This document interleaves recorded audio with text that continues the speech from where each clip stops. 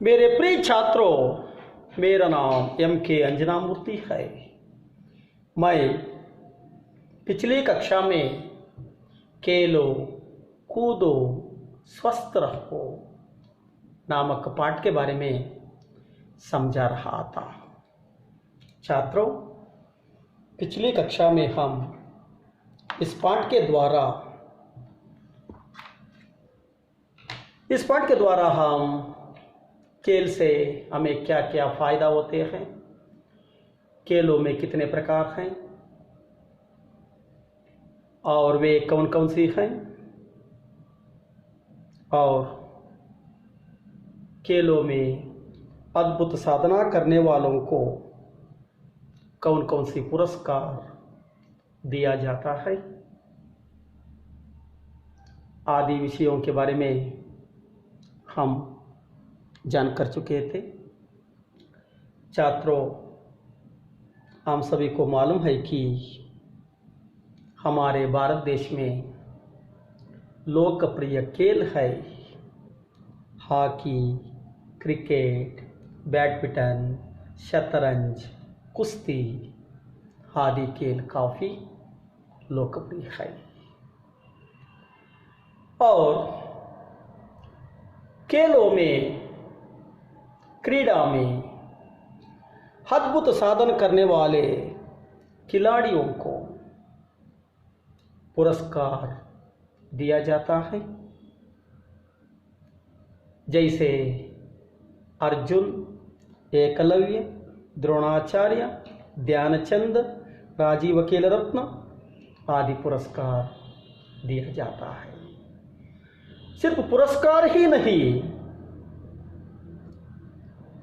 धनराशि भी दी जाती है, अच्छे धनराशि भी दिया जाता है। और अच्छे अच्छे खिलाड़ियों को केंद्र सरकार और राज्य सरकार द्वारा बैंकों में, सरकार के कंपनियों में नौकरी दी जाती है। और नौकरियों की भर्ती में आरक्षण की सुविधा भी खिलाड़ियों को होती है। इतना ही नहीं, रेल, हवाई जहाज आदि में सफ़र करने के लिए मुफ्त आरक्षण की सुविधा भी हो जाती है। और बड़े बड़े कंपनियों में प्रसिद्ध खिलाड़ियों को अपने प्रतिनिधि बनाए जाते हैं। इस तरह छात्रों, खिलाड़ियों को खेलों में, क्रीड़ा में अद्भुत साधना करने वाले खिलाड़ियों को ये सभी पुरस्कार, ये सभी फायदे दिया जाता है। ವಿದ್ಯಾರ್ಥಿಗಳೇ, ನಾವು ಇಂದಿನ ತರಗತಿಯಲ್ಲಿ ಕೇಲು ಕೂದು ಸ್ವಸ್ಥ ರಹೋ ಎಂಬ ಪಾಠದ ಬಗ್ಗೆ ತಿಳ್ಕೊತಾ ಇದ್ವಿ. ಇಂದಿನ ತರಗತಿಯಲ್ಲಿ ನಾವು ನಮ್ಮ ದೇಶದಲ್ಲಿ ಪ್ರಸಿದ್ಧವಾದಂತಹ ಕ್ರೀಡೆಗಳು ಅಂದರೆ ಕ್ರಿಕೆಟ್, ಹಾಕಿ, ಬ್ಯಾಡ್ಮಿಂಟನ್, ಪಗಡೆ, ಕುಸ್ತಿ ಮುಂತಾದಂತಹ ಇನ್ನೂ ಅನೇಕ ಕ್ರೀಡೆಗಳು ಪ್ರಸಿದ್ಧವಾಗಿವೆ. ರಾಜ್ಯ ಮಟ್ಟದಲ್ಲಿ, ರಾಷ್ಟ್ರ ಮಟ್ಟದಲ್ಲಿ ಕ್ರೀಡೆಯಲ್ಲಿ ಉತ್ತಮ ಅದ್ಭುತ ಸಾಧನೆ ಮಾಡಿದಂತಹ ಕ್ರೀಡಾಪಟುಗಳಿಗೆ ಅನೇಕ ಪ್ರಶಸ್ತಿಗಳನ್ನು ನೀಡಲಾಗುತ್ತೆ. ಉದಾಹರಣೆಗೆ ಅರ್ಜುನ ಪ್ರಶಸ್ತಿ, ಏಕಲವ್ಯ, ದ್ರೋಣಾಚಾರ್ಯ, ಧ್ಯಾನಚಂದ್, ರಾಜೀವ ಖೇಲ್ ರತ್ನ ಮುಂತಾದಂತಹ ಪ್ರಶಸ್ತಿಗಳನ್ನು ನೀಡಲಾಗುತ್ತೆ. ಜೊತೆಗೆ ಇವರಿಗೆ ಸಾಕಷ್ಟು ಹಣದ ರಾಶಿಯನ್ನೂ ಸಹ ನೀಡಲಾಗುತ್ತೆ, ಆರ್ಥಿಕವಾಗಿಯೂ ಸಹ ಸಹಾಯ ಮಾಡಲಾಗುತ್ತೆ. ಇವರು ಉತ್ತಮವಾದಂತಹ ಕ್ರೀಡೆಯಲ್ಲಿ ಸಾಧನೆ ಮಾಡಿದಂತಹ ಕ್ರೀಡಾಪಟುಗಳಿಗೆ ರಾಜ್ಯ ಸರ್ಕಾರದ, ಕೇಂದ್ರ ಸರ್ಕಾರದ ಕಂಪನಿಗಳಲ್ಲಿ ಅನೇಕ ಕೆಲಸಗಳನ್ನು ನೀಡಲಾಗುತ್ತೆ. ಬ್ಯಾಂಕ್ಗಳಲ್ಲಾಗಿರ್ಬೋದು, ಸರ್ಕಾರದ ಒಂದು ಕಂಪನಿಗಳಲ್ಲಾಗಿರ್ಬೋದು, ಸಂಸ್ಥೆಗಳಲ್ಲಾಗಿರ್ಬೋದು ನೌಕರಿಯನ್ನು ನೀಡಲಾಗುತ್ತೆ. ಜೊತೆಗೆ ಇವರು ಕ್ರೀಡೆಯಿಂದ ನಿವೃತ್ತರಾದ ಮೇಲೆ ಉತ್ತಮವಾದಂಥ ಕ್ರೀಡಾಪಟುಗಳಿಗೆ ನೌಕರಿಗೆ ಅರ್ಜಿ ಸಲ್ಲಿಸಿದ್ರೆ ಅಲ್ಲಿ ಕ್ರೀಡಾಪಟುಗಳಿಗೆ ವಿಶೇಷವಾದಂಥ ಒಂದು ಮೀಸಲಾತಿ ನೀಡಲಾಗುತ್ತೆ.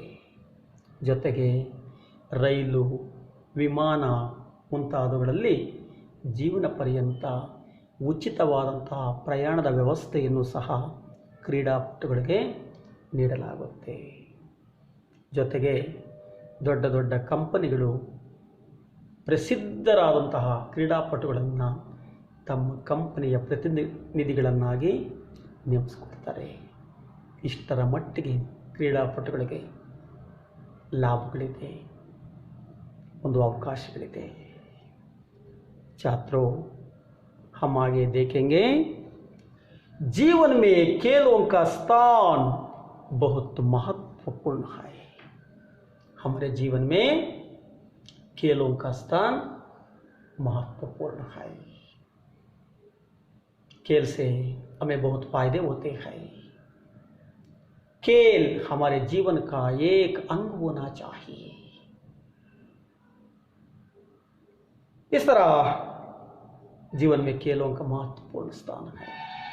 ನಮ್ಮ ಜೀವನದಲ್ಲಿ ಕ್ರೀಡೆಗೆ ಮಹತ್ವಪೂರ್ಣವಾದಂಥ ಒಂದು ಸ್ಥಾನ ಇದೆ. ಕ್ರೀಡೆ ನಮ್ಮ ಜೀವನದ ಒಂದು ಭಾಗ ಆಗಿರುತ್ತೆ. खेल छात्र जीवन का महत्वपूर्ण अंग है. खेल छात्र जीवन का एक महत्वपूर्ण अंग है, क्योंकि पाठशालाओं में सिर्फ पढ़ाई के बारे में नहीं पढ़ाते हैं, खेलों के बारे में भी पढ़ाते हैं. खेल का भी एक सब्जेक्ट होता है. इस तरह छात्र जीवन में खेल का महत्वपूर्ण अंग होता है.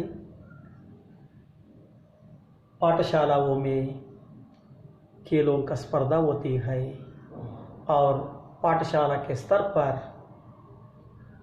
जीने वाले छात्रों को ताल्लुक स्तर पर, जिला स्तर पर, स्टेट स्तर पर, राज्य स्तर पर, राष्ट्रीय स्तर पर भी स्पर्धाएं बनाते हैं.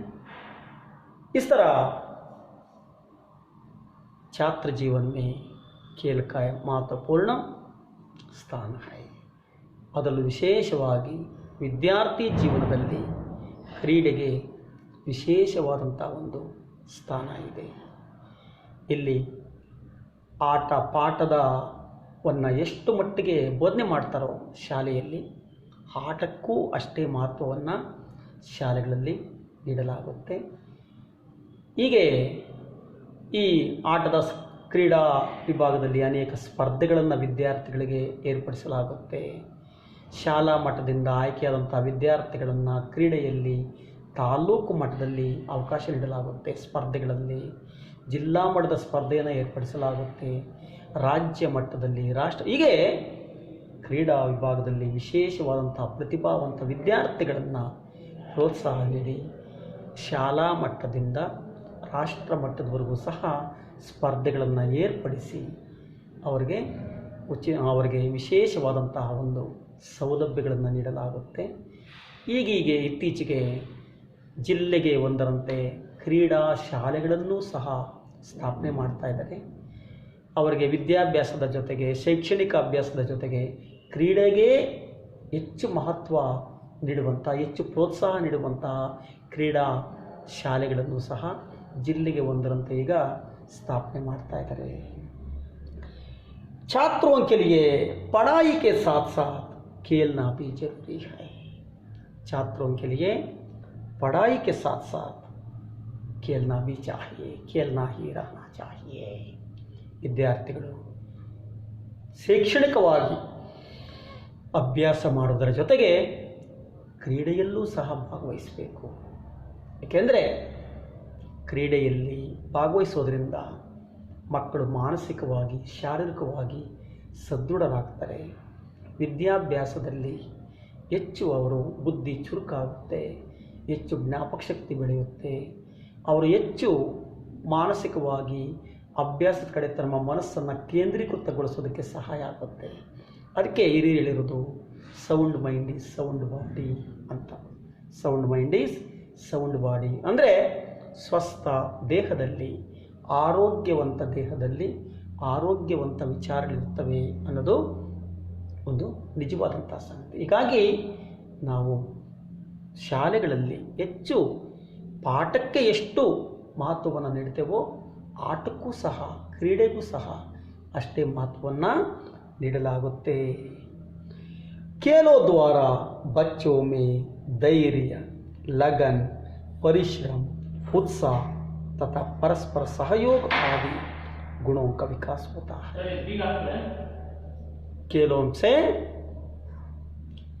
खेलों द्वारा बच्चों में अनेक लाभ होते हैं, अनेक गुण विकास होते हैं, विकसित होते हैं. उसमें पहला है धैर्य, लगन, परिश्रम, उत्साह तथा परस्पर सहयोग आदि गुणों का विकास होती है. ಮಕ್ಕಳಲ್ಲಿ ಕ್ರೀಡೆಗಳಿಂದ ಉತ್ತಮವಾದಂಥ ಒಳ್ಳೆಯ ಗುಣಗಳು ವಿಕಾಸ ಆಗ್ತವೆ. ಮೊದಲನೇದಾಗಿ ಧೈರ್ಯ, ಆಮೇಲೆ ಪರಿಶ್ರಮ, ಕೆಲಸ ಮಾಡುವಂಥ ಪ್ರವೃತ್ತಿ, ಶ್ರಮ ಪಡುವಂಥ ಪ್ರವೃತ್ತಿ ಬೆಳೆಯುತ್ತೆ. ಉತ್ಸಾಹದ ಹೆಚ್ಚಾಗುತ್ತೆ, ಸ್ಪಿರಿಟ್ ಜಾಸ್ತಿ ಆಗುತ್ತೆ. ಆಮೇಲೆ ಪರಸ್ಪರ ಹೊಂದಾಣಿಕೆ ಮಾಡ್ಕೊಂಡು ಹೋಗೋದು, ಕೂಡಿ ಜೀವನ ಮಾಡುವಂಥದ್ದು, ಹೊಂದಾಣಿಕೆ ಮನೋಭಾವ, ಆಮೇಲೆ ಸಹಕಾರದ ಮನೋಭಾವ, ಸಹಾಯ ಮಾಡುವಂಥ ಪ್ರವೃತ್ತಿ, ಇಂತಹ ಒಳ್ಳೆಯ ಗುಣಗಳು ಕ್ರೀಡೆಯಿಂದ ಬೆಳೆಯುತ್ತವೆ. इस तरह खेल छात्रों का जीवन का एक महत्वपूर्ण अंग. ಹೀಗಾಗಿ ಕ್ರೀಡೆ ಮನುಷ್ಯನ ಜೀವನದಲ್ಲಿ, ಅದರಲ್ಲೂ ವಿದ್ಯಾರ್ಥಿಯ ಜೀವನದಲ್ಲಿ ಒಂದು ಮಹತ್ವಪೂರ್ಣವಾದಂಥ ಒಂದು अंगवाಗಿದೆ. छात्रों, हम नेक्स्ट क्लास में बाकी विचार जान करेंगे. आपको धन्यवाद.